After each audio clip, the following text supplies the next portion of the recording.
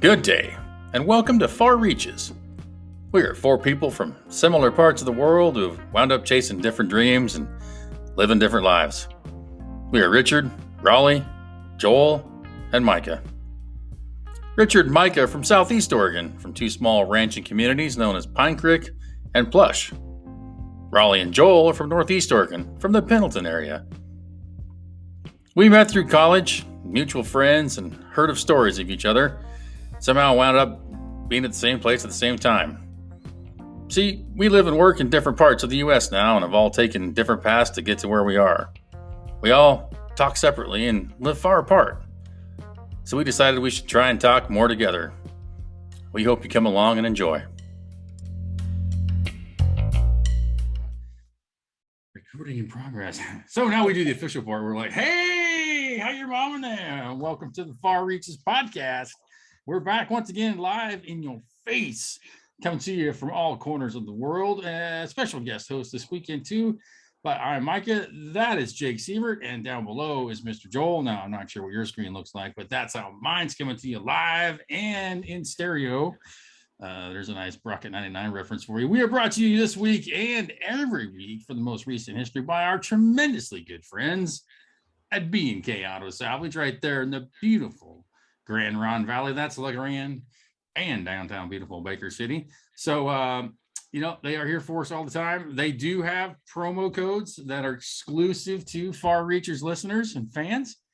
And we'll be touching on that again a little bit later on in this episode. But we've got some Reacher mail about a success story that somebody used Reacher code today. And so happy they called me giggling like a little schoolgirl. And if you've never met this person, that's pretty scary to think about them doing anything like a little schoolgirl. So B&K, check them out. Website, get a hold of Bo. They're our sponsors. There'll be a link down below, but we could not do it without them, and we can't thank them enough. So with that being said, we have a special guest this week, Mr. Jake. Mr. Jake was watching on live last week, and we were looking for Entertainment Spotlight, and I don't know if it was a moment of inspiration, desperation, or frustration, but he said, let's do Field of Dreams. So that's brilliant, because they got the Field of Dreams game coming up. The Yankees in Chicago, I think, played there. Yeah, White Sox, yeah. Yeah, the White Sox. So Jake decided to come on as well and be a special fill-in, because Richard was filling in on the weather, and Raleigh's still doing hay and water and well, that's sort of chaos. So they might make it here in a minute. Today's also Raleigh's birthday. So, if you see him out there, make sure you give a big hug and no spankings. That gets a little weird pretty quick, but maybe that's what you're into. I don't know, but that's what Raleigh likes for his birthday anyways. So, but this week, and it's in most every single week, we will start off with our weekly update, AKA the reach around. And so, Joel, looks like you're locking the door so you can have a very special reach around. So do you want to? Oh, you're turning off the fan. It looked like you got up to lock the door. Like, okay, it's let's let her rip, Tater Chip. You want to kick it off for us? Some highlights, lowlights. I went to Louis C.K. on Saturday. Oh, that's right. How was that? I'm pretty sure he was filming a special. I've never been to camera rig set up and panning official.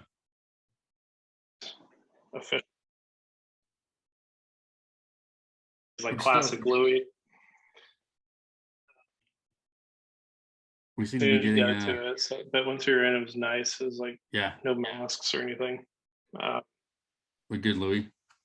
The thing about it is it was at the Hulu Theater, which is inside Madison Square Garden, and I didn't know how to get into it. I had never been there, but so I got dropped off at around the block looking to see how to get into this fucker. Time out. We keep getting like blank spots in your talking. I'm sorry. Say again. We always miss the first part of what you say. Sorry. I said, am I cutting out? Yes, you are. Yes. It's random. Like it'll run and then you'll stop And then when you say something, we always miss that part. Yeah. And I got you a microphone coming. I just couldn't get it there in time for this episode. So, did you hear that, Spoon? What was that? I didn't hear nothing. Oh, sorry. It was me. Is that helping at all? That's better now. Yeah. Where'd you go? Oh, there you are. There you are. Yeah, so I did a lap around the block and trying to find the entrance. It's kind of a big spot, isn't it? Yeah, like Madison Square. It takes up an entire city block, but I walked around it, and Louis was, it was pretty empty, and Louis was walking towards us, shoveled, like I hardly recognized him, and then I was like, "Holy fuck, that's Louis C.K." And then as he got closer, I got nervous. I was like, "Look." I was like, I got so nervous. It's like I almost bowed. That's how like poorly that interaction went. But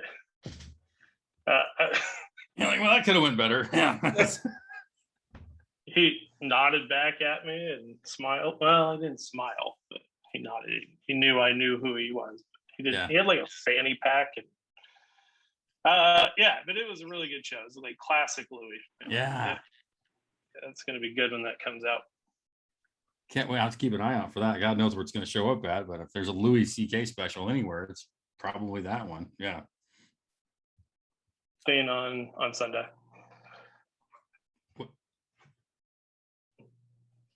What's that? I don't know. It works sometimes brilliantly, and then it like just stops like running. I don't know. I can't explain it. It's like a overactive filter or something. I don't know. I think it's my headphones are all screwed up. Can you hear me better now? I can hear you just fine now. Yeah. Yeah. Okay. Yeah. I think I need some new AirPods. Well, gotcha. Send those over to me too. Okay. Yeah. Sure. Yeah. Like I had to send somebody over to transcribe it for you at the same time. Yeah. Well, in case everybody missed that, I did a lap around MSG looking for the Hulu Theater, and fucking Louis C.K. was out taking a stroll before his show. So we caught that part, and it was really awkward when you saw him, and he had a fanny pack on, and like just like you almost bowed. Yeah, like hardly recognized him. He has this schlub look. Yeah, real schlub. But it's a lot cleaner than he looks. Yeah. He kicks it up a notch to get on.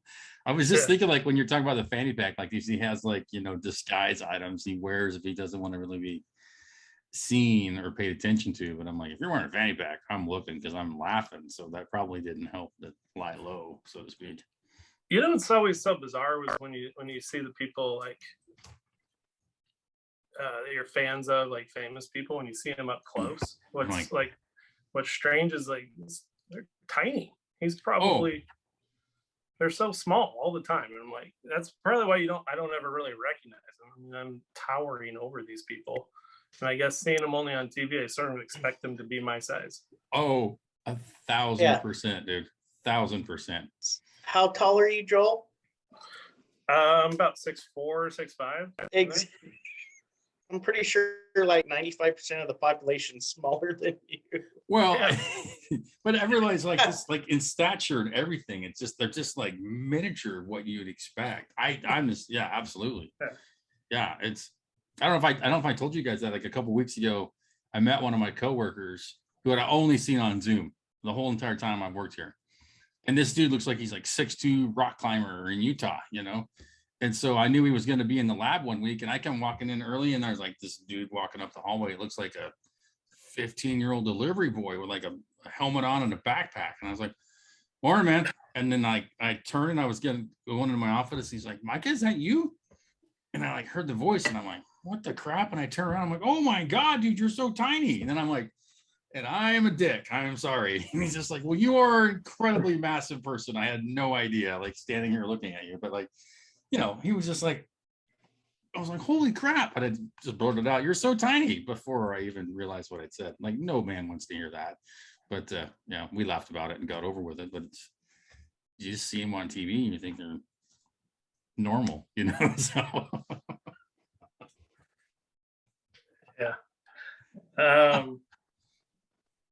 yeah, and then to finish up my reacher is went golfing on Sunday.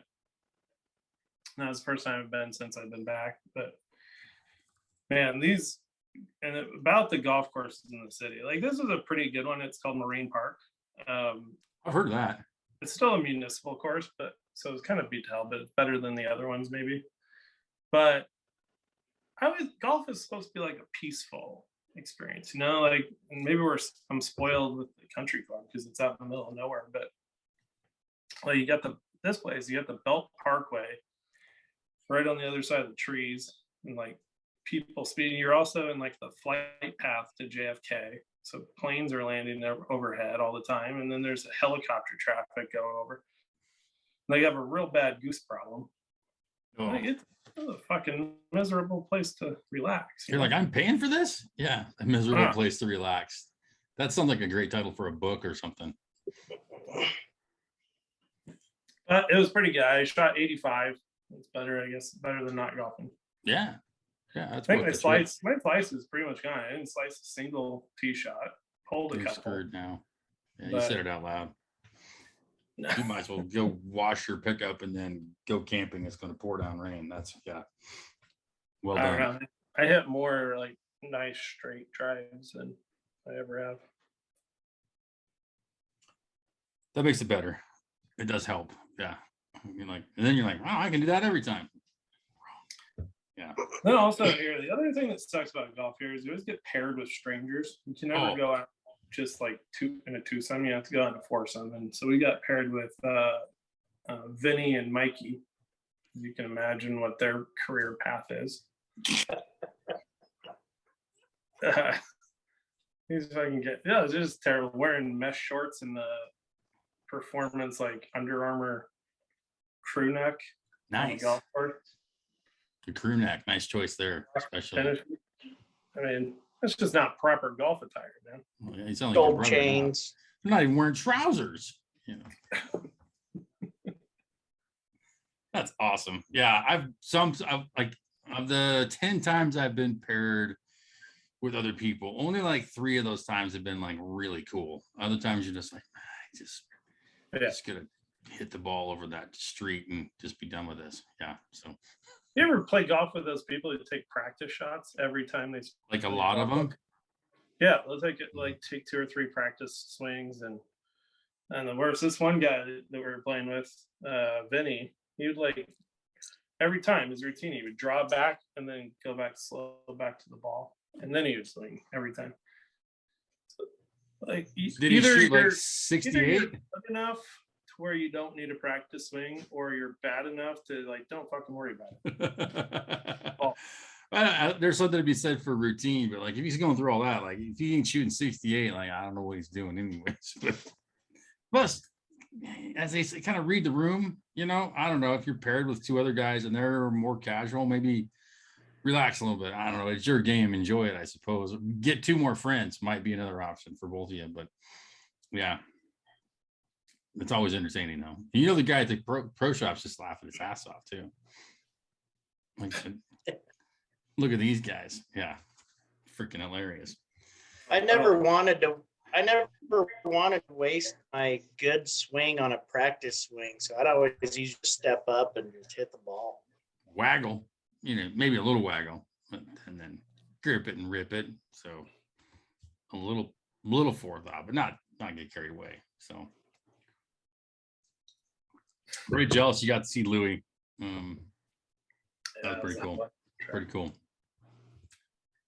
Spoon, you feel like reaching around? What do you got going on? Give us a little highlights of the week here, my good sir. Just kind of drop some dust on us, if you will. I tell you what, I don't know what's going on with the economy, but in the last 10 days, I've been involved with some 4-H FFA county fair auctions that have set records this year. Well, I heard just was it Farm City, like Hermiston's like $750,000? final numbers probably won't be tabulated for another day or two. But yeah, as of Sunday morning, and this was before a bunch of the add-ons, they were pushing close to. So, and Wallowa County Fair, I didn't have anything to do with it. They hit a record number. Baker County Fair, Union County Fair, they both hit record numbers. Are you talking about like the total amount spent on the livestock and auction? Yeah, or like something? the auctions. Yeah. Yeah. So you think it's Yeah. like they've had 2 years of money built up that they budgeted, so they were like, screw it. I tell you what, most of the fair auctions we did last year were all like online, very limited buyer presence and Oh yeah. at the live auction. But then there was no kids and no animals. It was just buyers show up, look at a screen.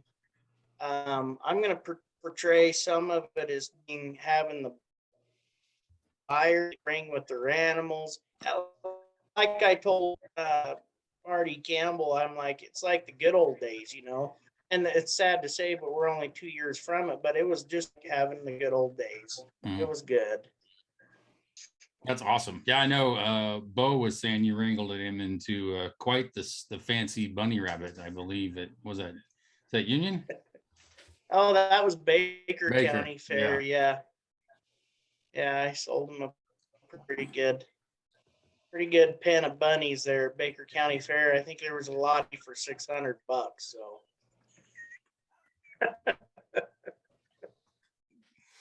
I was pretty damn proud. Anytime I can stick it to old Bo, I'll do it. Yeah.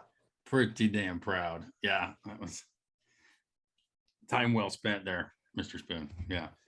How much more are the That's animals good. in a normal year, do you think? Are you talking like what percentage increase? I wonder if it's like, like equities market, all the assets are highly inflated.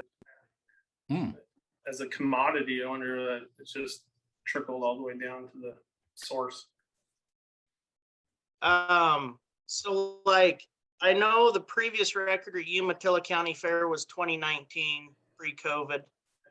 Can we just say pre-C? PC. And it was $616,000.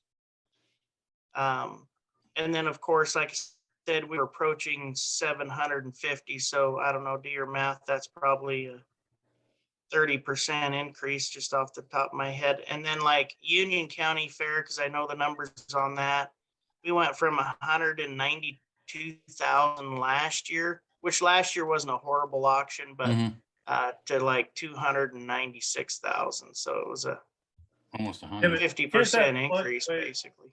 Couldn't that fluctuate just based on like how many animals are there, or is it always the same poundage of the same creatures?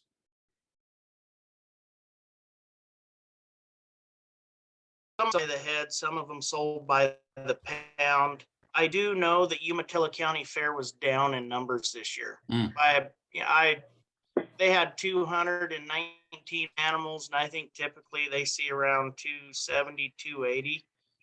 So to have a significant drop in animals and still do that good, it's just amazing the community support we're seeing in these communities around here as far as I don't know.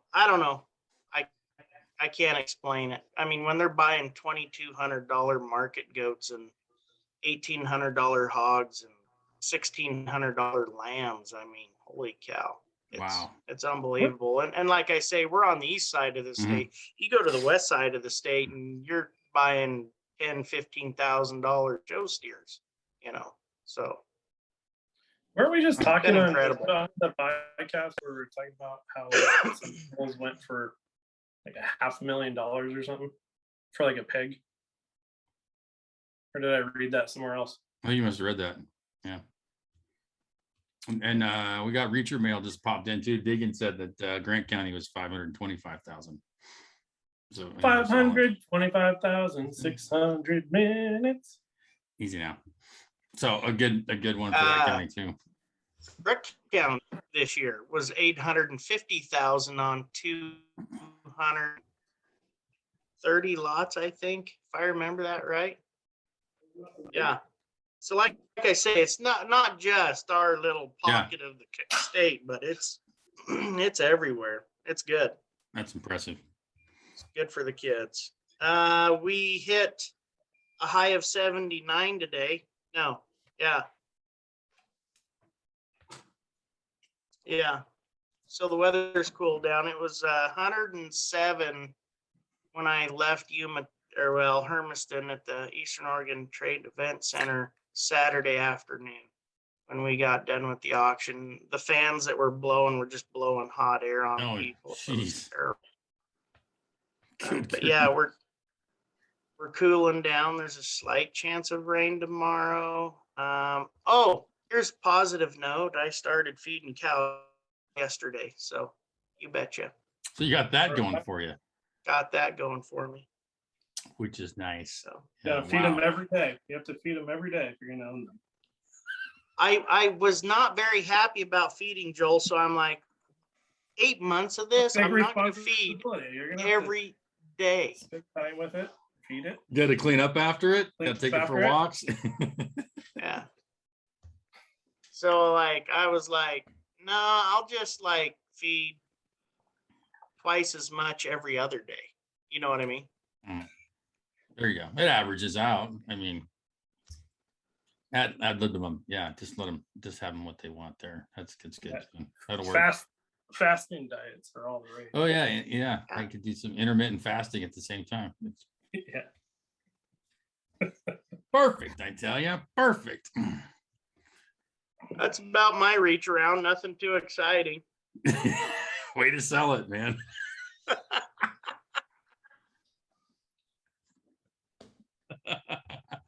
Not meeting Louis C.K. and almost wanting to bow to him. I mean, it's gonna be hard to top that one. Yeah. Well, it's Spoon out in Oregon. He's just feeding cows and raising money for kids. You know. I mean, almost sounds like community service, but it's a good thing. Yeah, he's doing this voluntarily. It's not because he has to. There's no ankle bracelet or nothing. No, it's my God. Just 2 more years. Have plenty of money now. Just giving them money these days.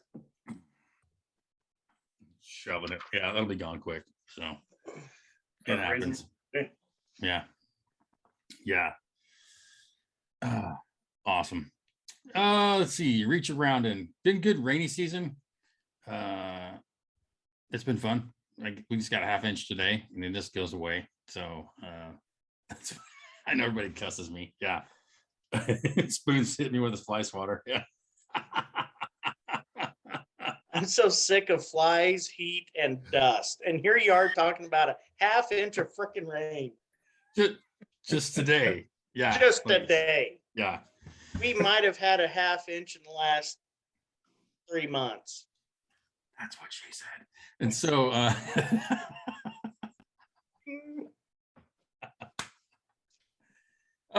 no, and then reconnected with a good friend from high school, and we haven't seen each other forever. And so she flew down for a little visit. So we just been hanging out and checking out the country, and I think what did my buddy say? Heeing and sheeing, that's what he calls it. So I'm just getting reacquainted, so to speak, and hanging out and having fun, touring around a little bit. You know, when somebody from out of town shows up, you got to go drive around and see shit. So is that the little filly you posted there on Facebook? The little filly, yeah, she's quite the filly, Charlie. Yeah, you gotta tell her. I tried to check out her Instagram, but it's private. Oh yeah, gotta tell her to unlock that. I have to say. Look at this person.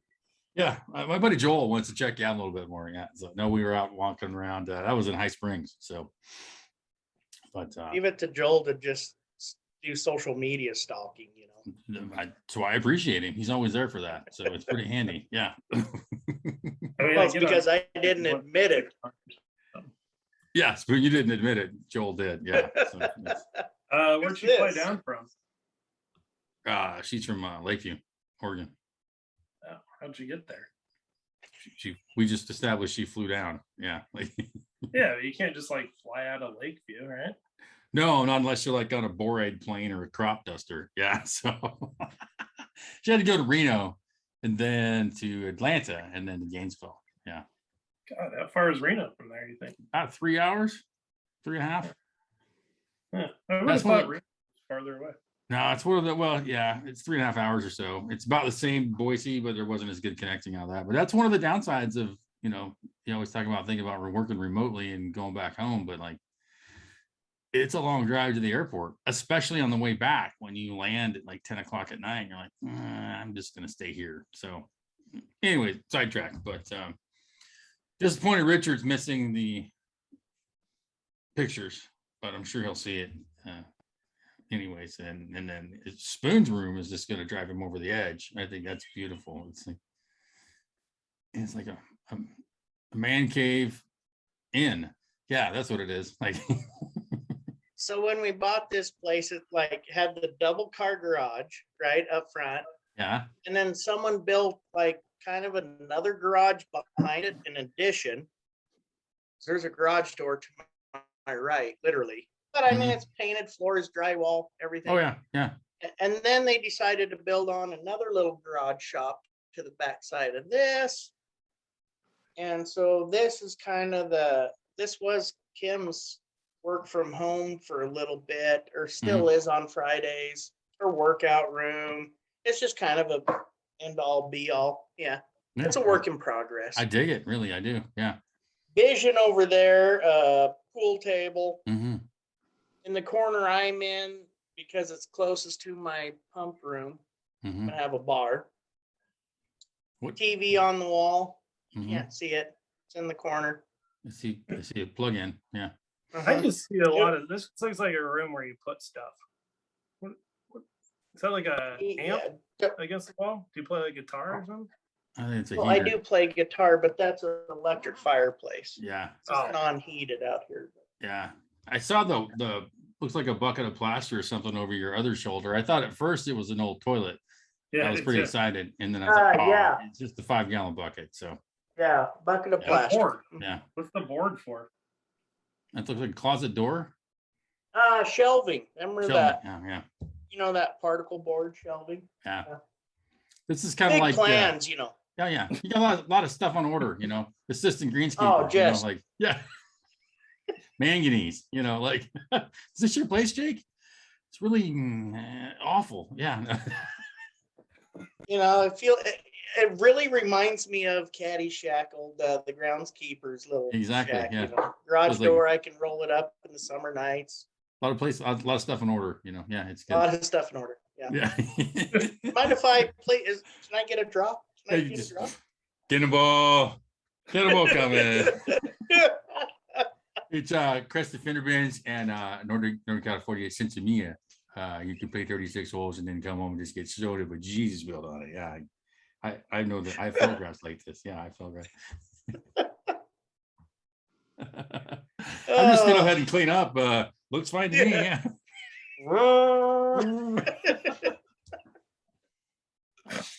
Is your place golf? Yeah. What do you think? It's really awful. Yeah. So that's a nice little community theater reenactment there for everybody at home watching.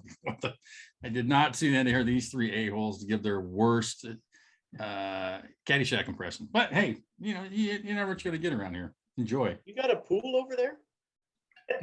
Pool and a pond. Pond would be good for you. Pond. Yeah. Yeah, pool and pond. Pond would be best But you know about anything now would be good. Yeah. You're over on Briar, right? Yeah. Yeah. for you. Over on Two- Briar, two right? Briar. Yeah, that's Yeah. us.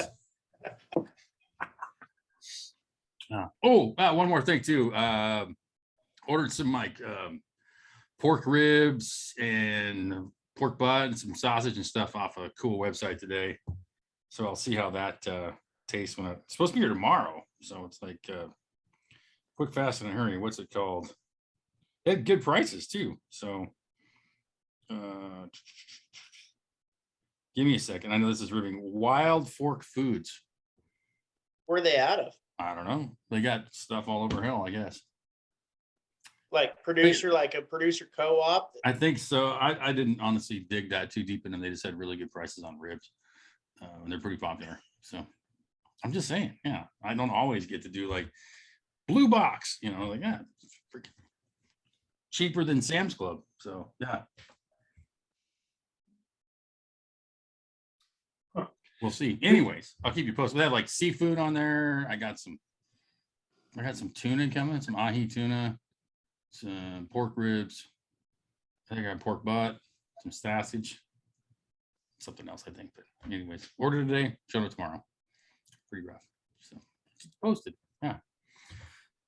Because I also got a cord of nice, soon to be dry oak wood for my smoker too. So and some pecan I went and picked up. So yeah, cooked the brisket last week and it was the best one I've ever made. So not to brag, but it's more of a fact, really. Sort of a, in case you were wondering, kind of thing. Not to be biased, but No. You should show everybody how to do that. What's that? How to make a brisket. Ah, yes. Yeah, God knows there's nobody else doing that on YouTube, but I'd be more than happy to. Yeah. So Far Reaches Cooking Edition. We could do, we could far reaches to go, or yeah. We might bring up a segment like that. Yeah, it's a good idea, Mr. Joel. I think we could do that, or even something like maybe just steaks or something quick. We could fire up the fire and do a live one on that one. Brisket takes roughly 12 to 16 hours to cook, and then I like another 8 to 10 hours of rest, 12 if I can. So of the brisket, not me. And then you serve. I guess we better learn how to film edit. Yeah. time lapse. Where's that fast forward button at? Just me sitting there watching a fire, drinking a beer. Yeah, like, this thing working? Yeah, that's what he does for like 13 hours. Yeah, like then he. Oh yeah, he got up, got another beer. Yeah, came back. Yeah, but I need to bring the cooler out to him. He's got to do something like besides just put a little wood on the fire. Yeah, it's pretty intense. Yes, the arts of smoking and barbecue. Yeah. So, anyways, well, fantastic reach around. Well done. Glad you could share it with me. Which takes us to our next favorite segment, the entertainment spotlight. And as we spoke of earlier, we were talking about the what year is that crazy? They made 87, I think. 89. 89. My deepest apologies. Yes. Field of Dreams, Kevin Costner, and of course James Earl Jones and Ray Liotta. If you build it, he will come. Sorry. It's great. Action kind of photo. war here. Yeah, it's like here's the piece of hand-to-hand combat. Yeah. I got Get it? that one. Yep. Keep the change, you filthy animal. So Spoon, you jumped in real quick and said Field of Dreams on the live chat. Was it because it's your favorite movie, or because they were playing at the Field of Dreams place this week, or a little bit of both? A little bit of both. I don't watch much baseball in the regular season. I really don't, just because there's so many games. But occasionally I like, occasionally I like to watch a baseball game. Better in person than on TV, but 100%. And it was like the week before, I can't remember what game I was watching. But the week before, the commentators were like, "Hey, they're playing the Field of Dreams game next week," and I was like, "Oh, are you kidding me?" And I thought maybe it was a random deal. And then when you said we'll take suggestions, that was the first thing that popped into my mind, because I love that movie. Mm-hmm. I mean, Kevin Costner's done amazing in a lot of his movies, and I mean, look at Yellowstone. I mean, he's just all over the board, So that is why I recommended that one for Entertainment Spotlight, because it's a great movie, and it coincided that the game was being played last week as well, and it's like, well, heck, it's almost like two birds, one stone. You could watch the movie and watch the game and get two different aspects. I thought it was cool. Yeah, I caught some highlights of the game. I did get a chance to watch it, but it ended awesome. Walk-off home run into the corn. I thought that was super cool. I got the chance to watch, too, a little bit of the behind the scenes. They had a really nice interview with the director talking about the whole story of kind of getting it from script to screen. And, one of the big concerns was Costner had just done another baseball movie right before. I think it was a Bull Durham. Yeah. Yeah. Yeah. And they're like, baseball movies don't play that big, and he probably won't go for 2 of them in a row. And they talked him into reading the script. He's like, yeah, I'll do it. And it's like, oh crap. All right, whatever. Yeah. So there's a lot of time it took to get this thing even to get made, because even the director was like, they kept telling me about the book, and I'm like, Farmer and voices in his head and like Salinger, and like, what? And then he read it. And he's like, oh, I got to make this. So it seemed to be, I haven't read the book. I really want to read the book too. I think is it called Shoeless Joe? Is that the book it's based on? I think so. Yeah. I think that's what it is. Yeah. But Joel, have you seen it? I have seen it. Yeah, I like that movie a lot. I didn't rewatch it. I wasn't aware of that. I must have missed that part. But yeah, I love that movie. It has the most iconic. When I think of that movie, the cover of the movie is the most iconic movie cover I think ever. Like how he's standing with his like legs kind of twisted in front of a moon. Big 80s thing there, I think. When you say big 80s flex. Yeah, definitely like screams like 80s, but that's true. I'm looking at it now from our good friends at IMDb. And yeah, it's got like a cartoonish kind of feel to it, but it's just basically Costner in front of like the moon kind of thing. Yeah. Which is interesting. And wearing funny shoes too, I just noticed. But yeah, he did a lot for the white t-shirt, leather jacket look too. It's intriguing. Spoon's like, I still got the jacket, man. Yeah. And the shoes. The shoes. Got to have the shoes. Yeah, that's an awesome movie cover.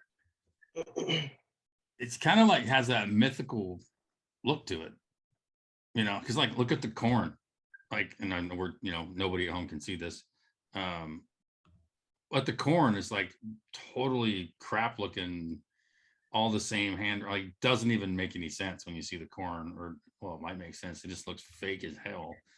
So I thought that interesting.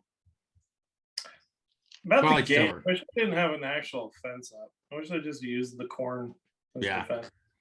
It was kind of cool how they incorporated, though. You notice they had like a top board all the way around the outfield.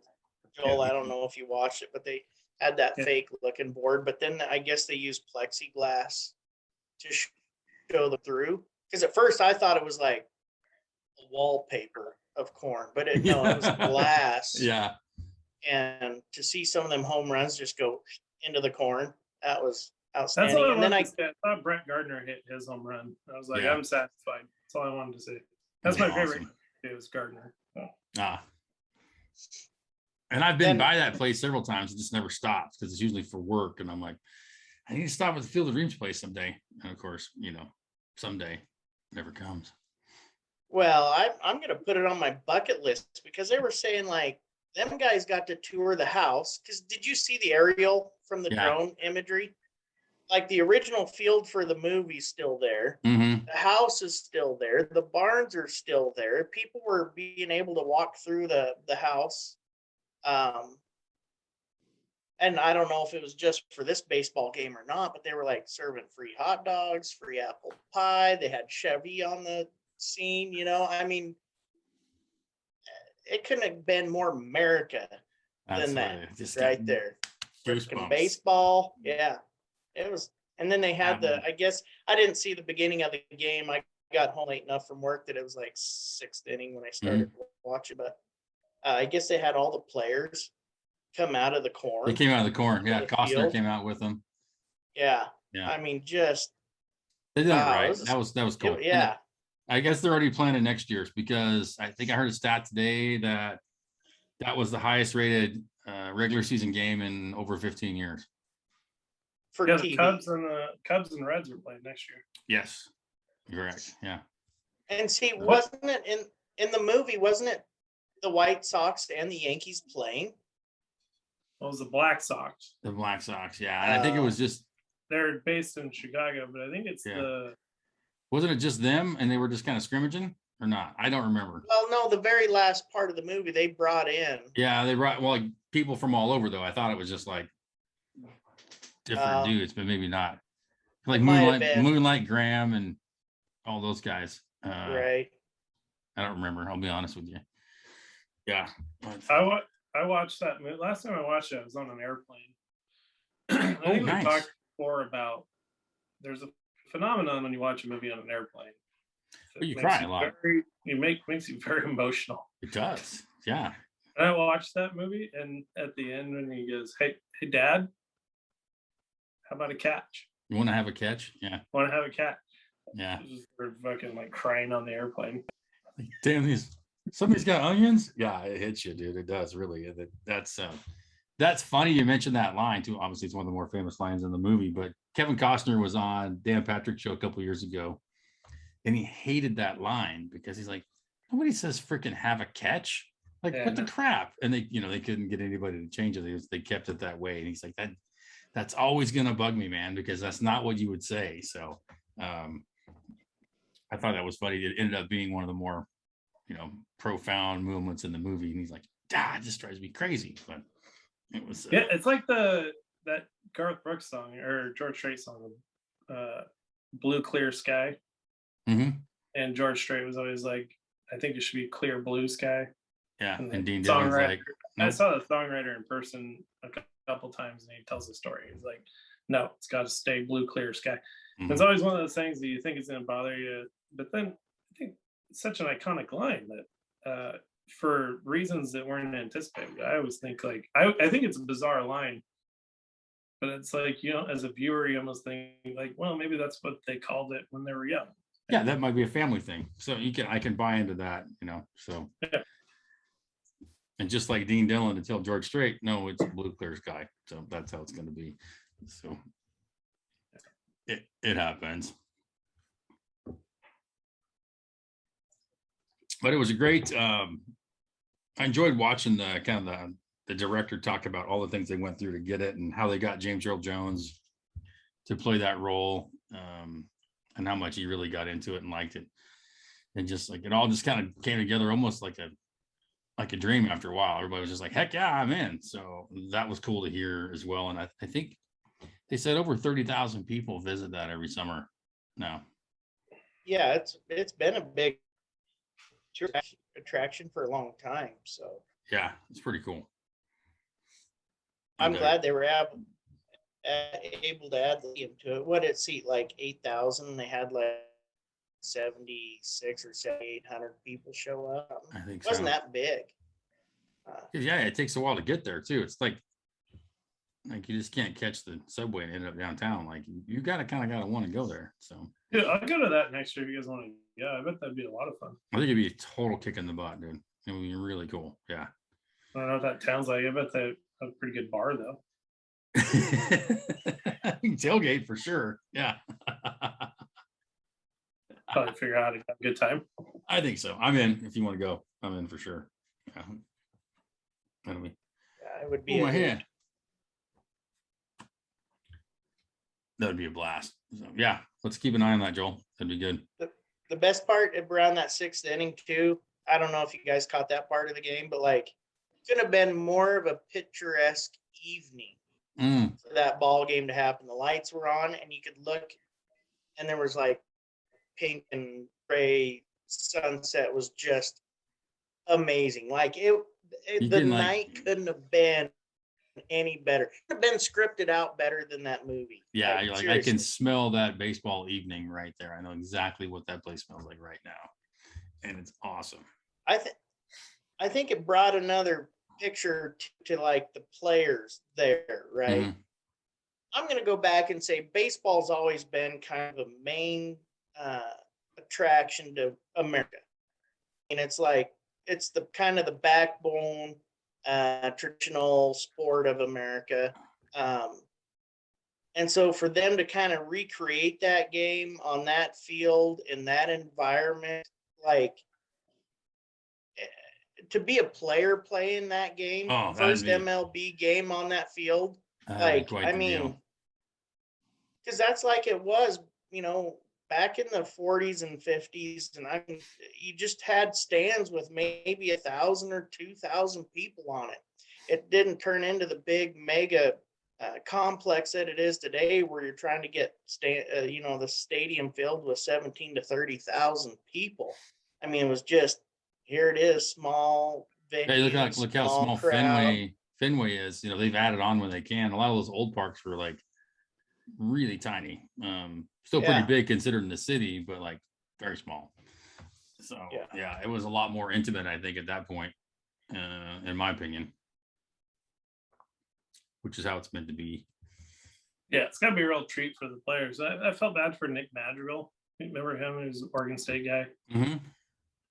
Playing for the White Sox, and they traded the Cubs like 2 weeks ago. Yeah. Like, he must be like, I bet he was looking forward to that. It's like, damn it. What about, come on, guys. Can you just hang on for a while? Like, I'll donate half the salary these next couple of weeks. Like, just get me there. Yeah. At least he's then they announced the Cubs. I bet, and then I also thought about that today. I bet he's pretty excited that he gets another shot at the next year. I was like, shit, I'm gonna get traded again. That's what he's thinking. Started the curse. Because if he would have been able to play, he might have been the first player to play in that 2 games in a row or something. Anyways, that's a minor deal, but no, a good movie, good baseball game. I think it was well timed, Spoon. It was really cool to go back and revisit both of those, think about the game a little bit too, and now I want to read that book. I think that when I heard how the director really liked how the book dragged him along, I thought that was pretty cool to hear, and so I think I'll have to check that out too. And I'm pretty sure it's called Shoeless Joe is the name of that. So as always, the book's always better than the movie anyways. Not always, but there's a lot of times. Well, it happens. We'll make sure. Outstanding. Yeah. Well, Shoeless Joe. Is that what it is? By W.P. Kinsella. Great. Oh, really? Book. I missed Canadian that author. Well, Kinsella, wasn't that Ray's last name in the movie? Yeah.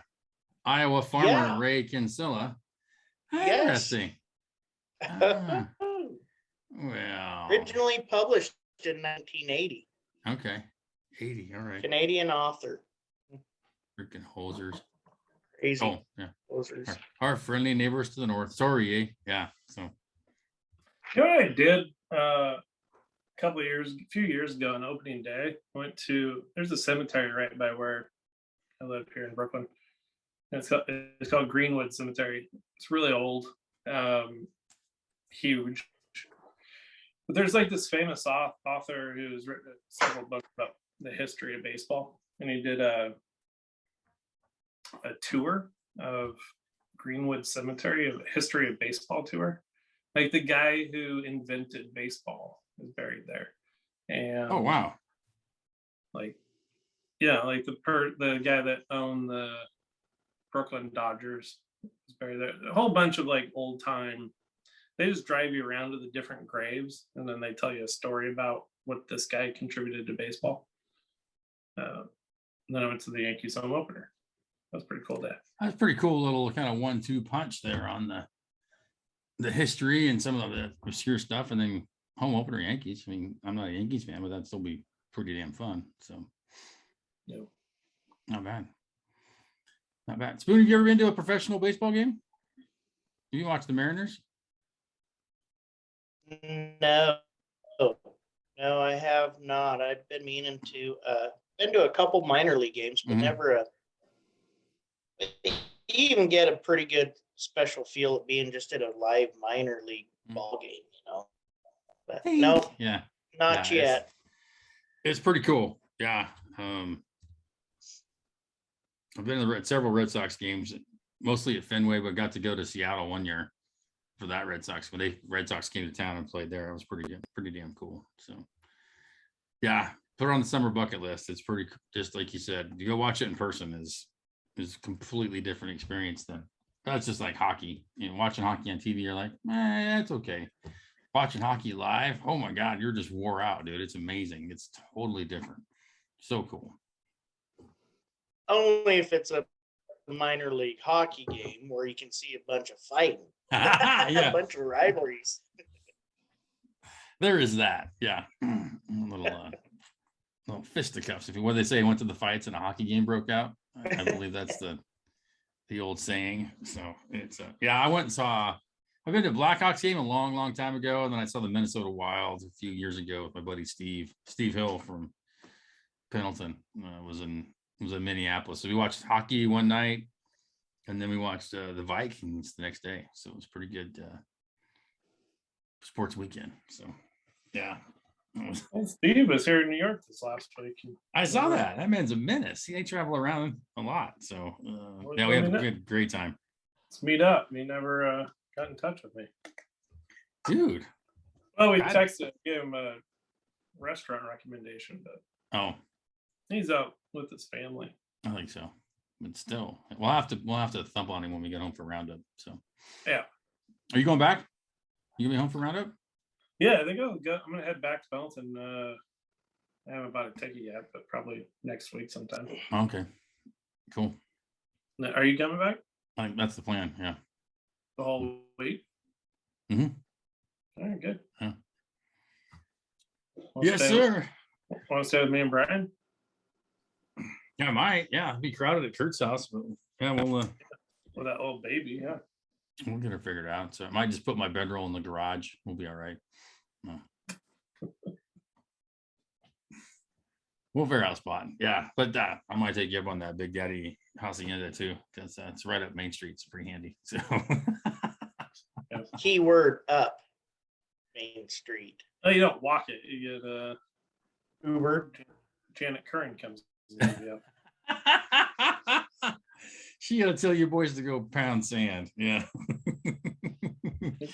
I just caught a taxi ride with Pot Roaster Junior. Yeah. I'm gonna have to have my mom drive around my pickup for Roundup. Get there you go. Use out of it at least.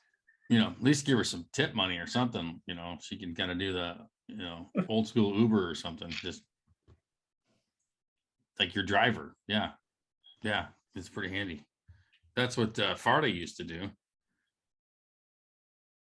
I'm kind of worried about it actually. Like if you drive the pickup around, like you flag people down if you're going from the Roundup grounds to Main Street. Yeah, jump in the back of the pickup. I don't want people jumping in the back of my pickup. Like kick it with their boots and scratch it all up.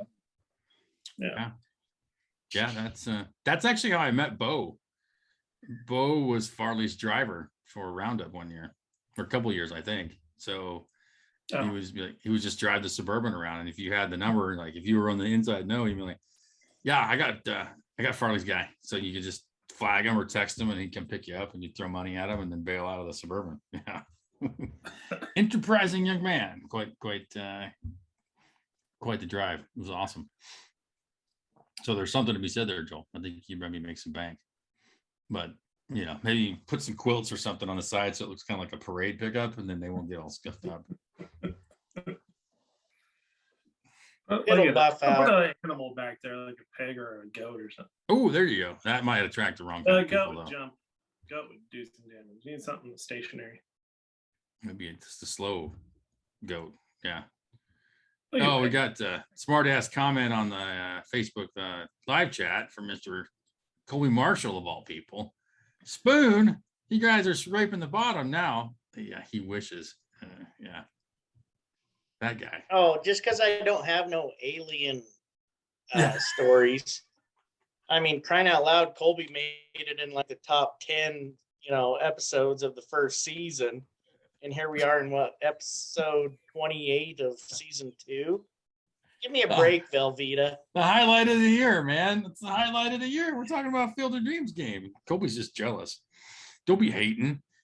Don't be hating. Hating down there in Arnie County. Who gave you internet anyways? Let's go shut that off. He's probably got to pedal a bike, like power it. Oh shit, big email. Damn it. Yeah. Pedal, Shelly, pedal. There's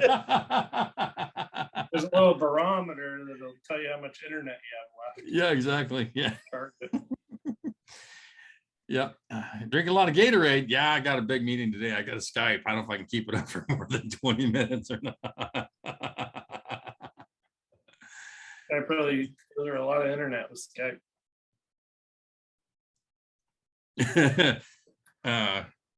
Colby. Spoon is from out of this world. Then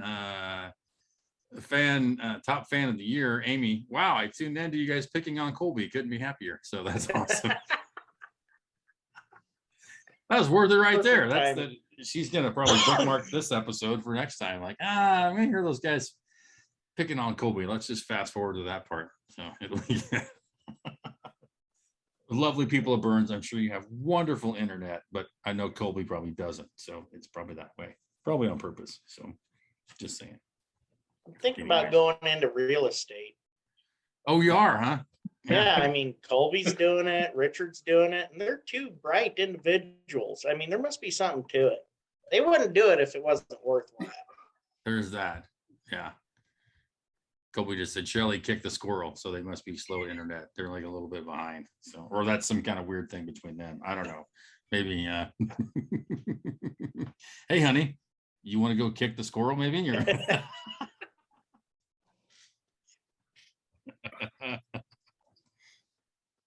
Don't forget the gerbil. I'm writing that they down. don't have gerbils in Harney County. They have badgers and shit. Yeah, that's different. Well, that derailed quickly. Thank you, Colby. We appreciate you really just putting one more wheel in the ditch. That's exactly what we needed. We're just looking for a reason to get off track. So we're going to shift over now to the topic of the week. I do apologize. I didn't really send it out beforehand, but I figured there's two main ones we could talk about. They've kind of been on the horizon, if you will. One is, of course, still this mandatory testing is popping up in different places about travel, football games, restaurantes, different cities, etc. One certainly a topic that's going to keep coming. I fear, anyways. And then the other one, obviously, was the I just wrote down Afghanistan cluster would be the other one I had jotted down for topic of the week. I know either one is probably a little too cheery and joyful for this group, but I think both are continuing to be hotspots and will probably be on top of most people's news feeds for a while at least. So it's got to be something to spark a little topic, but I guess I'll throw it to the crowd on that one.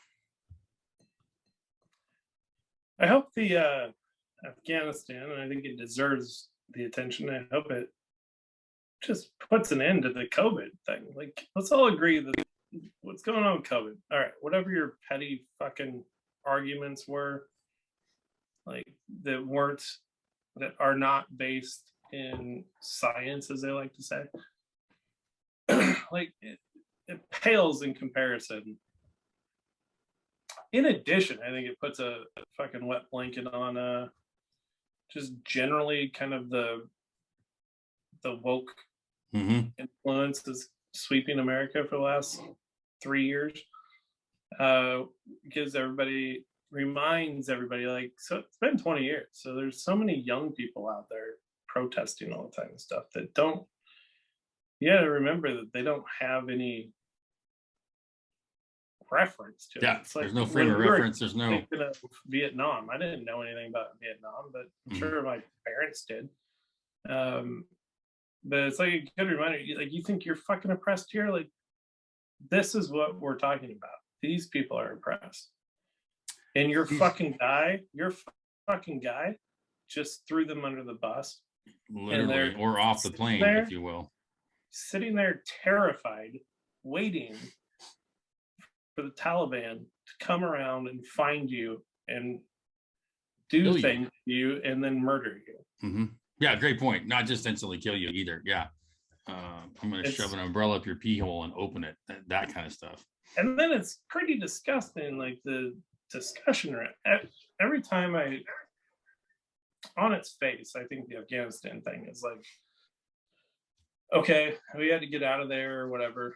But the more I think about how badly that went, like, I don't know, Biden, I've been texting you guys and you guys aren't on it. I'm like, well, when I saw it came through at like 3:38 a.m. or whatever it was for me, even though we're in the same time zone now. I did get it till way early this morning, so I did not reply yet. But it's gonna as more and more stories emerge, I think it was in the Wall Street Journal. Somebody painted the image like on 9/11. One of the searing images is people jumping off the building because they're in so much pain from the fire. So it's like a better option. Which is instant, basically. Incredible to think about the terror that they were going through. Choice, yeah. And then juxtaposing that with us leaving that country with people literally falling off of the airplanes. And that's a fucking hell of a way to mark the 20th anniversary of 9/11. And I think as that gets more like when people, I think it's still fresh. People don't really. It has to be. Many people that don't really understand what's going on yet because they haven't had a news cycle of the talking heads to tell them what to think. But it's going in that direction of like, this is unforgivable. Like, it might have been inevitable, but you're responsible. You can't. You made a decision. And you come back and fly into town and give a 10-minute read and turn around and walk out. The only way America can save face in this is if people are resign. Yes. Like Biden, the top guy, Biden needs to resign for screwing this up. Shit generals. Probably the military leaders need to resign and hope that the world community doesn't completely shun us. I mean, like all the stuff people are talking about now, like China trying to take Taiwan now, and what do we have? We have no credibility to say you can't do that. China and Russia, they can move into Afghanistan and take control of the situation, and we have no standing to chime in on that. We have no support with the UK or Germany.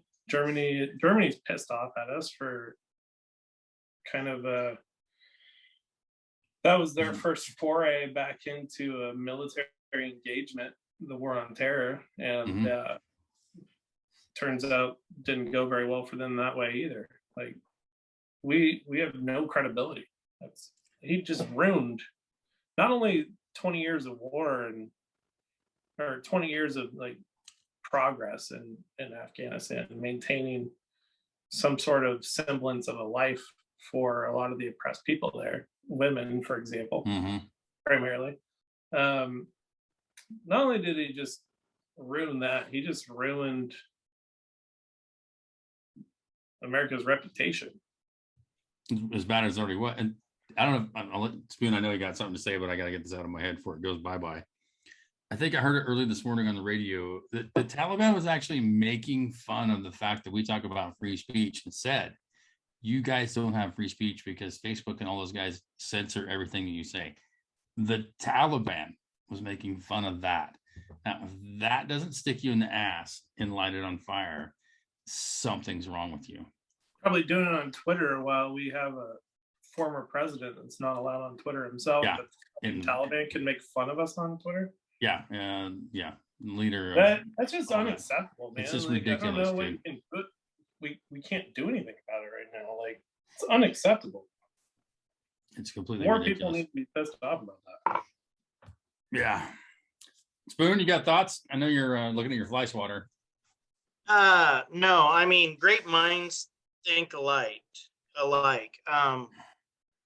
The images that I seen from Brad Burr's share of the videos, the link to the videos of them people falling off airplanes, like instantly, well, not instantly, I mean, it took a little bit, but like later in the day after watching that, I was like totally, the images of 9/11 and then people jumping from stories up because the heat and the chance that they would rather, I mean, that is all desperation. And that is exactly what I seen when I seen the video of them people falling off them airplanes, willing to just crawl on and hang on to whatever. Yeah, it didn't matter.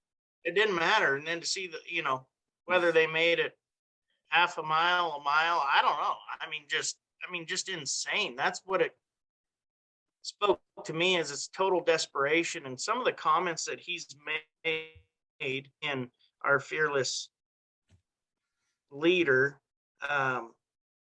you know, well, we were just supposed to go in there and take care of the bad guys for 9/11. That no one said we had to be there for 20 years and rebuild this country. Bull crap. I mean, and it's not like we were taking over or rebuilding the country. We're freaking giving them a government that they can live with, that everybody has equal rights. I mean, yeah, maybe we tried a little too hard to make it like perfect like the US, but I don't care how long it takes. You can't be there for 20 years and then just all of a sudden pull the plug and within 6-8 months just freaking leave. Not even that, way Think quicker about even. this. Yeah. Think about that guy that maybe started there during Desert Storm, started his career in Desert Storm 20 years ago, whatever. You're telling me that he spent his whole career in the military to find out that now Afghanistan is back to square one? Or how about that wounded vet that's missing a leg and left several of his comrades die there in Afghanistan to tell him it was all for nothing? Here's where we are. It's all for nothing. We worked 20 years and your loss of limb and their loss of life was all for nothing. Is just beyond me. I cannot fathom that we can let it happen that way. And the tragedy too, I think also is what I've seen quite a bit of things. LinkedIn actually has been there's a lot of military people I know on LinkedIn that people that were Afghans that were there that were helping the Americans, you know, interpreting, doing whatever, training, etc. They've been wiped out. Like that's target number one for the Taliban is all those people that were helping, that were on the American side, that were going for freedom. You know, I think Joel really nailed it when he first talked about, you think that, oh yeah, America's not perfect, but do you think when we're oppressed here, like you physically can't be gay there in Taliban country. Like they will kill you dead. You know, you can't be a woman showing your head or whatever. Like it's like so many things that just don't even register. They still hold in high regard for some damn reason. I think this hopefully needs to shine that light on it some more. Again, because like we've not had any struggles, man. That's the whole point. Like nobody knows how good you have it because it's always been this good. But guess what, kids? This kind of stuff used to happen all the time. This is why we need a battle-ready force and not people who are more worried about if you're calling somebody they or them or he or she. You're there to train as a unit for a military endeavor. You're lucky I call you anything besides dirtbag, okay? That's how it is. You're training people for battle. And I think that's been so lost. And people just talking in circles and blowing, you know, rainbow circles up their ass. But it's like, that's what it's there for. It's a military. And people have forgotten what that is. And they've seen like literally over the weekend, these guys came in and took everything back over. All the shit we left there. My goodness. Like Blackhawks, Humvees, weapons caches, drones, like like, weapon caches. I know America's done a lot of shit things, but I've never been so ashamed of our government in my life. I've never seen anything so horrible. Like I thought we were beyond. Mm-hmm. We all kind of agreed that America is beyond the point where we kind of fuck over our allies like that. And to see it happen in such a brazen and heartless way, just like this, it's unforgivable. And I can't imagine how I'd feel if I actually had, like, you know, been in the military and fighting in this war. Mm-hmm. Just a shame. The amount of incompetence that is just blindingly hitting people in the face again. People are still in denial. I heard people commenting on I won't say that dude that's in the White House his speech. I took a lot of accountability. The buck stops. I think like one of the guys like, I don't know what speech you guys listen to, but that's completely not what I heard at all. Like completely blamed everybody else, had no solutions, had no forethought, and then walked away without any questions. Like that's the most that's even worse than not even showing up. Yeah, that's actually a pretty incredible thing that he did, right? He blamed Trump, he blamed all the prior presidents, but Bush, Obama, Trump, um, blamed the Afghani people and themselves, the army there, blamed everybody, and then he says, "Well, the buck stops with me." Like, no, it doesn't, because according to you, you just blamed everybody else. You just deflected, and then he goes back on vacation. Yeah. Like, what did you go to town for, man? Yeah. That was Saki or Pasaki or whatever the fuck her name is. She's on vacation. Yeah. Like, whoever heard of that? This is the biggest. It will end up. Like, I didn't pay much attention to the Benghazi thing. I thought that was a little crazy.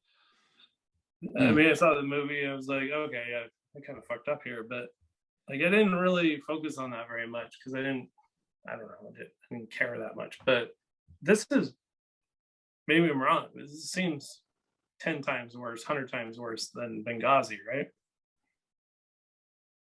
Oh yeah. Yeah, Benghazi was like this. Yeah, there's a lot of bad there too. Don't get me wrong. I really couldn't put one over the other, but like, this is a shitty end of a 20-year campaign that cost a lot of people's lives that were there helping us the whole time. I think that's the big part about it too. And I'm going to keep pointing out, like, you talk about this depression instantly coming back over the weekend, Yeah, and then Pelosi's making statements like, we hope that there's fair representative with women. Like, are you fucking out of your mind? 1,000% out of her mind. 1,000%. Nut ear and squirrel shit. Yeah. There needs to be some adults in that room. Adults. And none of the Democrats seemed up to the task at all. Well, I didn't appreciate Biden. What he did do, to his credit, he was like, he could have been like, I don't know, you could react. I don't know what the answer is. Do you immediately send back in the Marines or something to get shit back under control? Or is it too late to do that? Biden, he could have made a rash decision like, well, we're going to do this to try to salvage this situation. But he's like, no, I'm just going to, I stand behind what I did. Like, well, you did a terrible thing, but kudos for standing by it. But you did such a terrible thing. You got to go. And if they're hiding the fact that he does, in fact, have dementia in any capacity,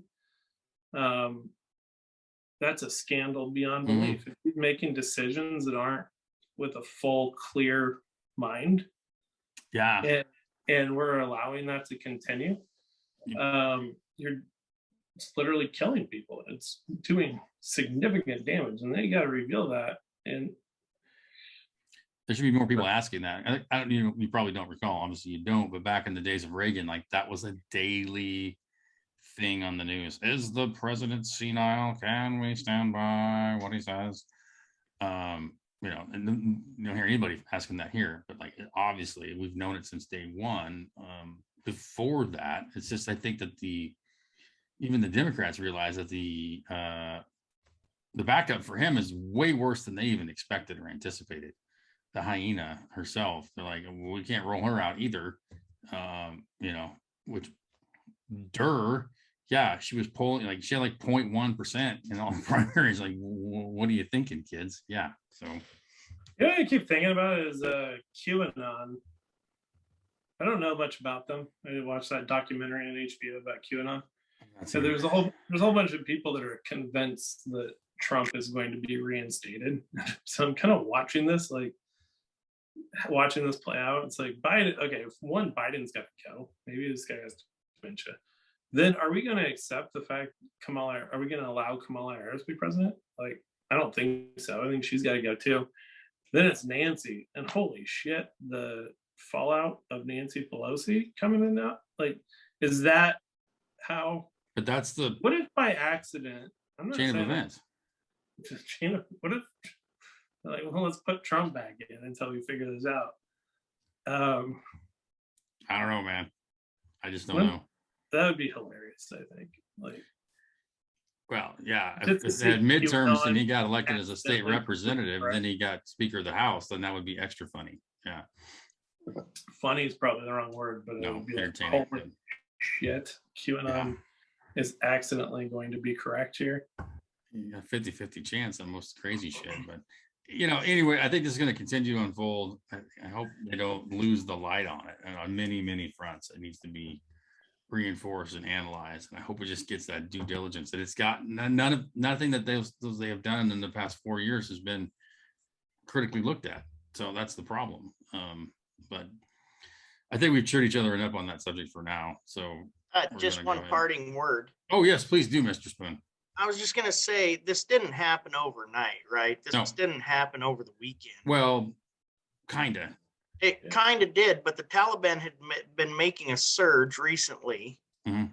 and taking over cities and whatever. Little, I don't know what they call them, little states or countries. But, I mean, couldn't they see the writing on the wall? I mean, but it's been hidden from us as the general public because what's just been on the news for the last 2 years. It's COVID. Now it's the Delta variant. And so it's just been like out of sight, out of mind. And then all of a sudden this weekend, boom, it's laid on you. And all of a sudden it's just grappled the world that there's got to be some sort of an agenda there. I mean, I totally agree. And it's not just about the corona. I think I put this EDC on Facebook the other day about, it's just been about divide and distract and conquer is what it's been all about. And you have to keep asking yourself, like, what's the end score? What's the end game? Where are they trying to get to? Obviously, it's more control, but that, it's not one thing, it's another. And they just keep throwing this new shit up. And despite our best efforts, we keep swallowing a lot of it or spitting it back out and fighting amongst ourselves anyways. But there's got to be, like you just said, stick our heads up above the fray and look around for a second. It's like, where are they trying to go? And like, stop it. But yeah, that Jesus, I didn't even think about that. Like, are you suggesting that kind of they knew what was going to happen and they did it anyway on purpose? Yes, because to distract us from, I guess China has a real interest in us leaving Afghanistan. Are we doing that? And then suspiciously, I mean, I did think it was suspicious that Biden and his communication team is unavailable in the most significant event since the 1970s. Mm-hmm. Yeah, 100%. Why are you guys not shutting down our oil resources and then begging OPEC to turn more on? Like, seriously? Like somebody said today, all you had to do is nothing, and you'd have been light years ahead of where you are now, man. Like, again, and we'll take a quick detour down this road. Like, if you're talking to me about vaccine proof to go to a restaurant, yet you're actively shipping immigrants in from all over the world with no screening or no nothing and busing them into the interior of the country without any testing or any protocol whatsoever. You can't be serious about this whole other part about the citizens being actually controlled this direction also. That doesn't add up. Like, if I have to show a card that I've been jabbed to go eat dinner in New York, you shouldn't be letting anybody come into the border at all, no matter what the status. Like, sorry, kids, park's closed for moves out front. Should have told you, because guess what? Apparently there's a bunch of sick people around here. We can't be having thousands of people coming from all over the world and just not coming back ever, like just completely being released into every part of America. So maybe that's what the other part of the distraction is. Like, it's just pouring in from everywhere. And yet you're telling me I have to go get a certain card done, or I can't go here, or I can't do that. It doesn't add up, man.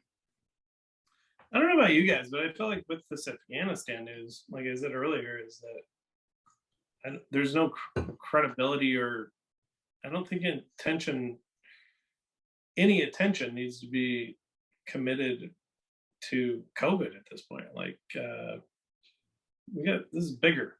There's something bigger going on, and it's going to, it should take up the media and people's attention. Like, take up the coverage. That means that something real bad with COVID is going to come back real quick.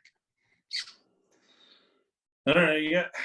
Just now saying. they got on there announcing they already want booster shots for COVID before they've achieved their goal of getting everybody vaccinated. Like, that's not a good look.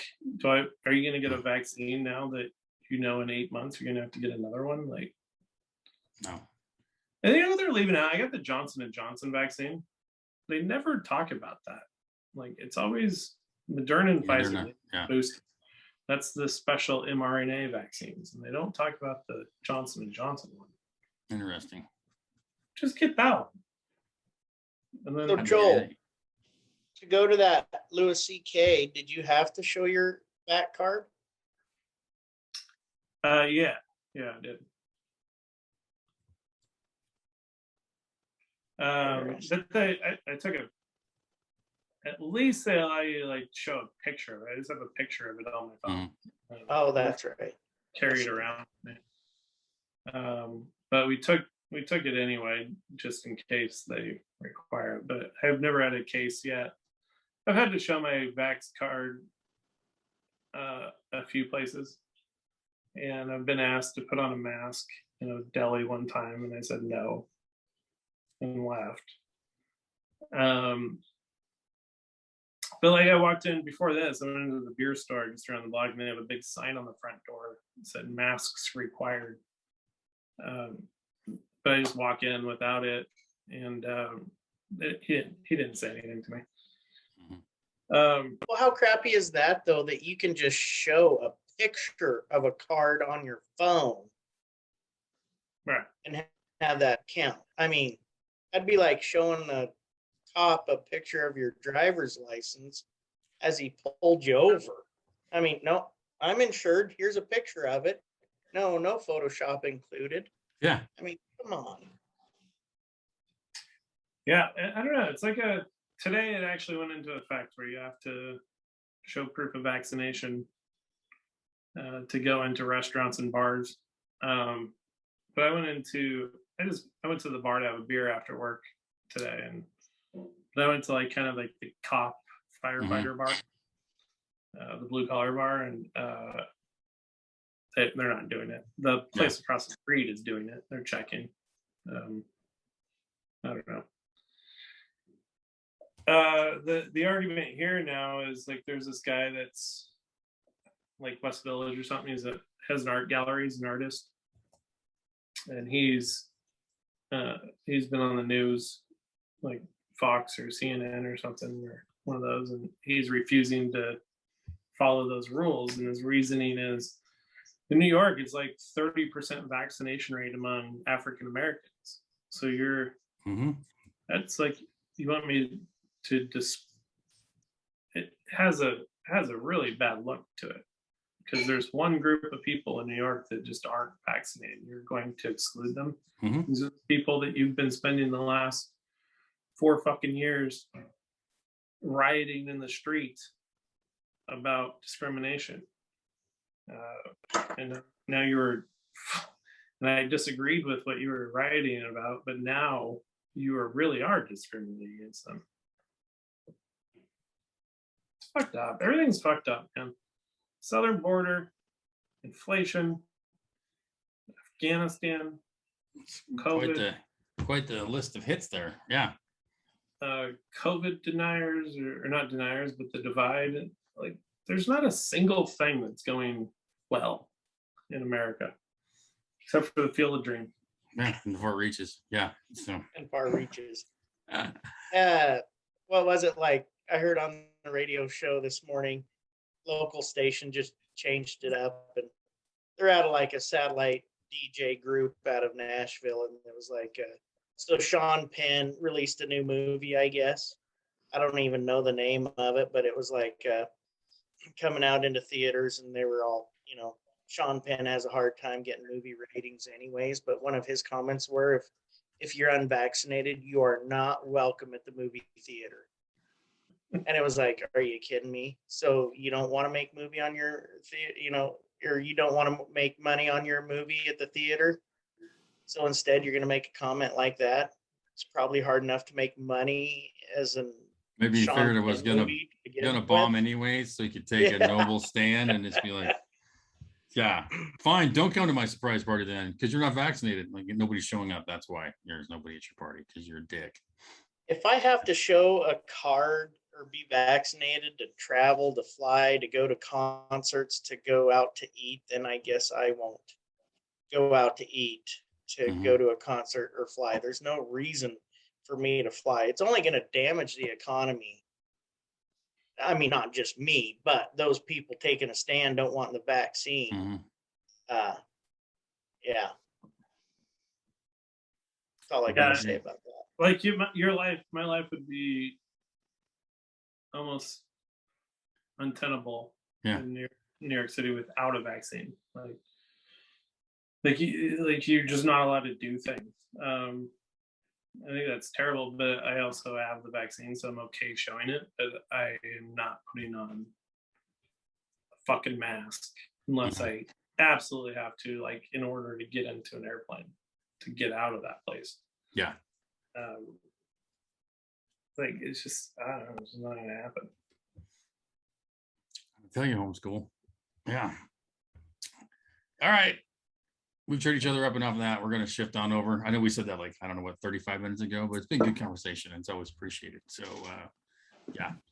So speaking of which, there's still some kind of random social distancing rules in effect. And so, you know, if you're concerned about that, you don't want to deal with it, you can just call up our good friends at B&K. And if they got the part, you can order it right over the phone, pay for it. You can just pull up and they'll have it there waiting for you, ready to go. And even though we all know there's some of our reachers out there who certainly definitely prefer to pull their own. And if that's the case with you, feel free to just come on by and have some good old fashioned American junkyard fun, wander around and pulling it. And, you know, you use promo code Malarkey, you're going to get some discounts, man. You're going to get discounts on those parts. And if you're selling some scrap at the same time, you're going to get a higher rate back. Promo code Malarkey. And that's the key to all the success of pulling like you want at B&K Auto. So the bigger the sale, the bigger the discount, kids. So that leads us to our Far Reaches word of the week. And again, this is randomly picked by me mere seconds before we go live on the air. So this word of the week is abscond, one of my favorite words. Abscond, A-B-S-C-O-N-D. What does that mean to you two? To totally abandon, to leave without notice. Close, yes. Yeah, I think if you abscond, it's like you're not, it's like a conscious decision not to participate. Yeah, it's almost like the Irish goodbye. It's to depart secretly undercover. Yeah. So again, completely random word generator for me. And that's not like I'm typing in random word generator. I just go to the site and I just do some random scrolling and I stop. And abscond is the one that comes up this week when we secretly departed Afghanistan. So I thought that entertaining. Also a tremendous You did not word. Scroll very far. You made it. I did actually, yeah. It's not alphabetical either. So yeah, it's not alphabetical. No. Yeah. So no. Give it one little click, one little crank on the wheel on the mouse, and that's like, far enough. What do you know? Here's the word I don't recognize. How appropriate. Yes. I've been known to abscond many evenings of partying. Yes. Irish goodbye. We just sneak out the door. You've had enough. Where'd you go last night? Well, I still can. I'm going to leave. Yeah, but we partied at your house. That doesn't matter. Yeah. You were just there, and then all of a sudden you were gone. I couldn't find you. At that point, people's perception of time has shifted as well. So that works to your advantage. But yeah, they want a big old brouhaha taking off. So it's good. But should be sure. Joel, I'm going to throw you on the spot a little bit too, since Rawls wasn't in this week. And it was his turn for entertainment spotlight. But so we're going to wait a few minutes and see if something comes up on your brain too. I got some reacher mail to read while you think about that. So had a couple mails this week. Both came in on I think one was phone call for sure. Another one I think might have been a text, but I didn't get it on the website. So our good friend Big D in Texas. Hey Micah, next time the power goes out and you lose your picture, you should change the pictures around every time you come back on just to really mess with Bradbury. I thought that was a brilliant idea. I felt a little bad that I did not do that. I was more concerned about getting everything fired back up and modeming. So I thought that'd been beautiful just to sort of randomly come back every single time. So I guess that's warning that next time that might just happen. Yeah. So, our top fan of the year, Amy, just blasted us on the messenger too. Spoon, you cannot abscond from the tailgate party, which we should mention. I don't know what that means, but it must be about homecoming. Yeah, every year we get together, and it has been OSU alumni from the ag program up there Eastern for the last, I don't know, minus last year. I think we did the previous 3 years, 2 or 3 years. We'd get together and smoke some meat and have some beverages and represent. Might be a little different this year, name wise and everything, but yeah. Cool. And we got Raleigh's upside down at a beer fest right now. Apparently, we're having a live drop in for Mr. Bigsby. Can we sing happy birthday? Never quite works like it should. We see, must be magic. The beer don't tip out of those glasses. That's pretty cool. Yeah. There he is, folks. Hats on backwards, and I don't know how that phone works. And really, upside down. What could possibly go wrong? Yes. Yeah. You look like you got magic beer. It's not even coming out of your glass. Is it upside down now? Yes, that's what she said. It just keeps flipping over. It gets so far and it flips over. Is your hat on backwards too, if I'm not mistaken? I can't tell with your flower pot, but no. Okay. No, it's not. No, it's just got 2 beers under it. Okay, that's good. Yeah, 2 beers under it. That's your new Indian name. Congratulations. Happy birthday, Raleigh. Happy birthday, Mr. Bigsby. Happy birthday. What are you guys doing? I can't see you because of my phone pile of shit. Yes. I can't even stay right side up. We were just discussing the word of the week. Oh, which was we're looking abscond, for and then now we're looking at Rawls upside down. He can do the entertainment spotlight. Well, that's why I hope he dropped by. Yeah, abscond, ABSCOND. Abscond? Abscond, yes. Is that similar to abscond? Probably close, yeah. To make away with something? Yes, sir. To depart secretly. Yeah, we absconded with that. Yes. Yep. Snuck off with. So all right. Yeah. Yeah. And then I was reading some Reacher mail while we were stalling to see if we had entertainment spotlight for the week. And so did you come up with anything? Not quite yet, no. So if you need if you got anything, we'd listen to you. If not, all right, I can stall a minute. You guys watch The Notebook. Hated it. Yeah, already know it. Don't worry. Fantastic.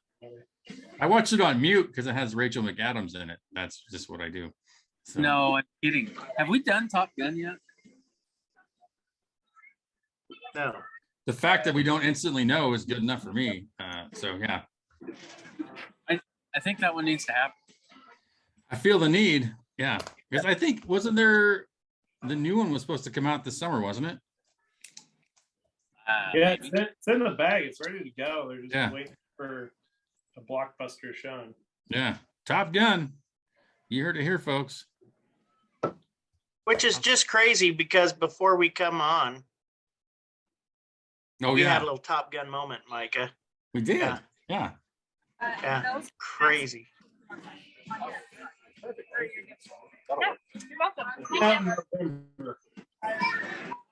Are we putting a sombrero on him or what? I guess so. Sorry, I was talking to Wade. You were Where what? you guys at, Raleigh? What town are you in? Joseph, we're sitting at Embers having dinner. Oh. I don't know, shining video up here in the mountains and stuff. How? Through a tree? Turn it up there. Can you guys see up there in the mountains? It's upside down. Is it upside down? Look like stalagmites. Yeah. Yeah, you've been upside down the entire time, basically. Every time you flip it, it just now you're just spinning downstairs. Yeah. That's awesome. Do a hamburger way instead of the hot dog way. I didn't hear you. What'd you say, Joel? So you're holding the phone probably the hot dog way. If you hold it the hamburger way, you know. I don't. Rotate. No. Rotate. Does that Nate. There we Hey, there you Hey, are. there you are. Now you're right side up. Not that it's much better, but I don't know. He's what's wrong. never right side up. Yeah. there's that. Yeah, that's what she said. Hey-oh! Hey, No, I don't know why, but this phone has never worked. So from the day I Yeah, got it. I know it's been a POS ever since day one. So That looks like a nice place wherever you are. it's a great spot, great place, good pizza, good food, good beer, good Yeah. location. Yeah, relaxing. So There's that too. Yeah, yeah, did I miss anything? not really. I heard there was a Colby bashing. We were bashing on Colby a bit because he was messing with Spoon. I had a good reacher mail too. Doc Pfister called today. Hey, that Far Reaches promo code is awesome. They totally hooked me up at the B&K. He was ecstatic. So was pretty excited to hear that. The picture of Doc Pfister being all excited and jumping up and down like a little schoolgirl was pretty entertaining as well. So Yeah, in fact, I was going to contact B&K, and I need to. I'm looking for some front drive tires on a 2-wheel drive backhoe. see, Yeah, bet you they got it. Bo could probably have it there tomorrow if you really needed it, you know, they'll because meet your needs. with promo code Malarkey, you can they can pull it for you, or you can go pull your own. So either way, you're going to win. So That's what she said. hey, that's awesome.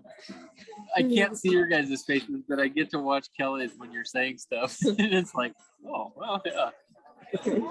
I'm not even going to touch that one. Yeah. So, yeah, no, we're just having birthday. Yeah, doing. Spoon, what have you been up to? What? Jake Spoon? yeah. Is Jake on? Yes. Yeah, what have you been up to? I didn't catch any reacher. Fighting flies, heat, and dust. I started feeding cows yesterday, Raleigh. So I got that going for me. Yeah, I don't. Not a good deal. Did you get any showers this morning? Did you shower, Spoon? that. Yes, if he took a shower today. No. Evidently not, because the flies are They're still, beating them off of me. they're heavy. Yeah, they are robust. No. They- No, did you get any rain showers today, Joel? Oh, okay. Oh, it was enough to see a drop or two in the pile of dust is all. That was the same here. just to Supposed to disappoint see you. some Yeah. tonight, though. Yeah. No, it sounds like we're gonna have some in the morning here. So then hopefully it comes true. We need everything we can get. That's definitely what she said. Did you get your hay put up? Second alfalfa. We're supposed to maybe get some rain on Saturday too. So I'm gonna hold off until after Saturday to start cutting my grass. But it looks like good weather after that for haying. So Well, hopefully we'll get her all up and still have a little water to come back on for cow feed this fall. So rub it in just like you and Micah. You got a 1/2 inch today. yeah, no, we haven't had a 1/2 inch around here in months. That's what I said. And that's what she said. Years maybe. Maybe years. I guess if you add it all up, it might be closer. Anyways, yeah, it's more of a cumulative effect, honey. So Well, that way you remember every time. So, anyways. Oh, No, I got to rub it in all your guys' face. I get to go home and have a homemade huckleberry cheesecake. oh, now you're just Oh. kidding. I'm just gonna put you on mute, Dick. Yeah, Yeah. like that's. I was Yeah. gonna ask you what your best thing of the week was, and you just told me that too. So congratulations. Yeah. Yes, my wife's huckleberry cheesecake is darn sure the best thing in the week. Outstanding.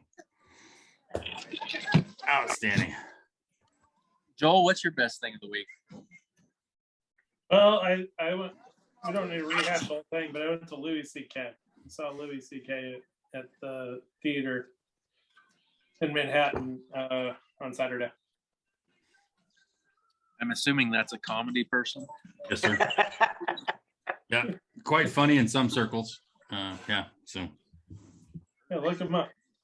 Yeah, he's got a couple jokes in Reader's Digest even, so he's pretty much there. Look him up. Raleigh, you just signed up for a barrage of text messages from me. You're gonna Louis C.K. clips that I think you'll like. Oh, fuck, that guy's funny. So funny. Spoon, you got a best thing of the week? Woke up today. What's that? I woke up today. Okay. That's I'm pretty good alive. thing. Yeah. That's my best thing of the week. There's really nothing on this end that was like super good, other than just. I don't know. I think it's a pretty good looking recipes you've been making this week. Been spooning them out, buddy. Yeah. Which one? You had something fried on there the other day that looked awful good.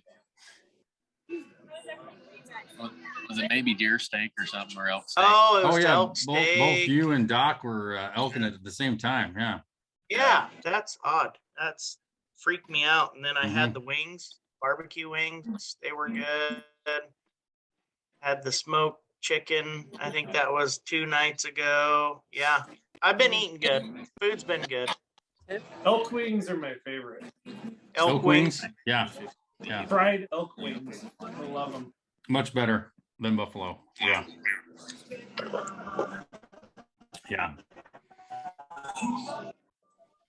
Yeah. My best thing's just been hanging out with my dear friend from Oregon and doing some cooking and some meandering and some sightseeing. It's been damn fun. So. Did she leave already? Nope, she's still here. What's she doing? Listening to music outside by the pool. Oh, that's a good idea. Yeah. You should have Pretty brought her in. Pretty nice as evening. a guest. Yeah. Not everybody feels like reaching out all the time, you know. So. Do you have a no clothes rule in your pool? Yes, as in you cannot wear clothes in my pool. Yeah, that's exactly right. Yeah. It's a really good rule. Yeah. Especially at night, because you can turn the lights on the pool and it just like kind of glows underneath. So yeah, we got some good Seeing some nudity this weekend? Me? Yeah.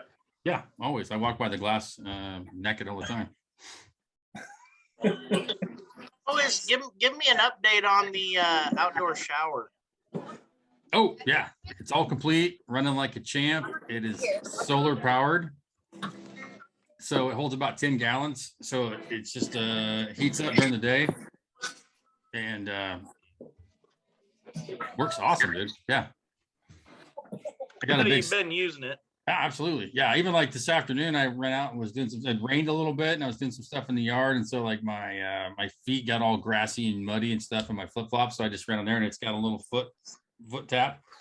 Turn it on, blows nice hot water on your feet, washes them all off, you know. So it's great. Yeah. You shower off before you go jump in the pool. And then when you get back out, you shower off again.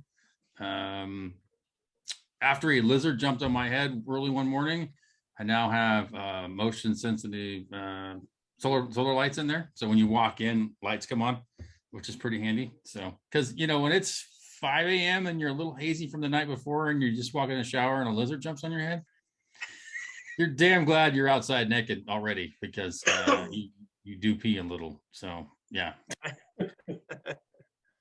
That reminds me of I don't know why, but that kind of takes me back to the powwow at 5 a.m. with a lizard jumping on your head. I don't know why. It wasn't nobody in their junk. Yeah. So Yeah. Well, that might have been when we were up all night too. But yeah. Yeah. Yeah, you know, not saying you can't carry a spatula. I'm not saying you can't own a spatula. You just can't carry a spatula in town. So that's another story. Where's that from? For another day. Oh, we just bastardized Tombstone for for Spatula Earp and the Crisco Kid. It's one of those things when you've been around the campfire all night long and the sun's coming up, it's just devastatingly funny at that time. So it really is one of those like, I kind of had to be there things. Yeah, AKA yeah. Ricky and What's the Ty. quote about? I'm not saying you can't. Just saying you can't do it in town. Yeah, I'm That's not saying you too can't own much. a spatula. I'm not saying you can't carry a spatula. You just can't carry a spatula in town. Yeah. Is that what it is in the movie? A spatula? No, no, it's not. Yeah. They were really cracking down on the New York What's chefs. the real So. quote? What's the real quote? That's what I'm asking here. Gun, See, gun. Yeah. Okay. All right. Not saying you can't own a gun. I'm not saying you can't carry a gun. You just can't carry a gun in town. Yeah. So we shifted it to spatula. And so, yeah, to this day, he's still spatula Earp in my phone and probably will be forever. So no reason to really change it. So this is what it is. And how the hell we got onto that track? Oh, yeah. Somebody started talking about powwow. That's right. Yeah. Sons of bitches. But a lizard on your head at powwow. yeah, I don't want to talk about that. So better than a willow stick across your ass. Yeah. So I think they're talking about teabagging. somebody got duct taped. And anyways, yeah. So well, kids, I think on that high point, this is probably where we're going to wrap this here episode up of the Far Reaches. Rawls, Kel, thank you so much for making the extra appearance and sharing some of your birthday time with us. That was awesome. Yes. Thank you for having us. Always a distinct pleasure. Spoon, thanks for coming in and joining us from your man cave in and leading a tremendous discussion on Field of Dreams and recommending that as well. We always appreciate that. We appreciate all your support of Far Reaches. We always see your comments, love all the information you send back and forth. So we can't thank you enough for that. Appreciate it. Well, someone's got to give you enough crap. Something, all yeah. of you. And then, Colby tried to join in because he's jealous he wasn't here. So, Hey, can go- we had to shut that down. yeah, Quick. we had took to the shut it chain off down. his bike. So there's no way he's getting Yeah. internet right now. So yeah, he's done. He's done. So, I'm just mad he didn't message me when he was up showing his daughter Eastern Campus. He'd come to town and we could have met at Benchies for a Glory Days beer or something. No. Yeah, no, it's all about him. Yeah, that's one thing you learn pretty quick. Yeah. So, yeah. Speaking of Benchy's Glory Days beer, I think it's time for a reunion for one of those. There's one coming up. Yeah. I think we could tie in the homecoming thing or whatever that is too. Spoon. October. You're gonna make me look it up. There's some real nice quick. looking mountains right behind Raleigh's head. Ain't that pretty? The sun coming there. Yeah. Yeah, that's nice. Spoon. It's in October. Okay, there'll be more to come on the next episode, but there is a OSU Ag alumni reunion coming up, Rawls, that we might be able to dovetail into the Benchies reunion as well. I think would be of benefit. So typically what we do is we get together, we smoke meat, we start having adult beverages. So the weekend's over. No more. You don't need to say any more. Smoking meat. And then we in. don't really watch the game. We don't really listen to the game. And then Joel- about the Joel, the beginning of smoking fourth meat- quarter, we end up at bench warmers. Perfect. So, yeah. Benchwarmers, I know what kind of Smoking part meat that in New was. York. Does smoking meat in Brooklyn mean the same thing as it does in Eastern Oregon? I think so. Yeah. It means, Okay, good. means blowing dudes, right?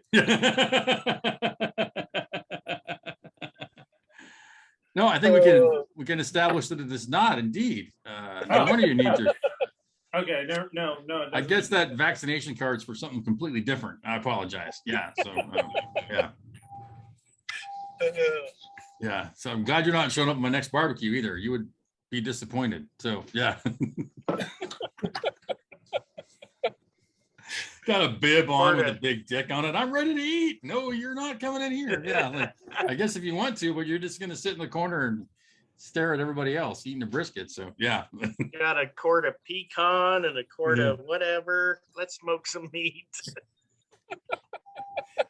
Once again, such a quick left turn, just like not a wheel in the Thanks, ditch. Joel. Like that's only thing out of the ditch is a wheel. Yeah, that's fucking beautiful. But I think on that high note, we're going to let this one come to a close. We'll thank everybody for your support as always. Thanks to our good friends at B&K. Thanks to all the reachers who send in comments, good or bad or ugly. That's kind of what we're all about. So we're going to let this one keep on rocking. But until then, just keep on reaching. And, we're going to see y'all real soon. That's hot.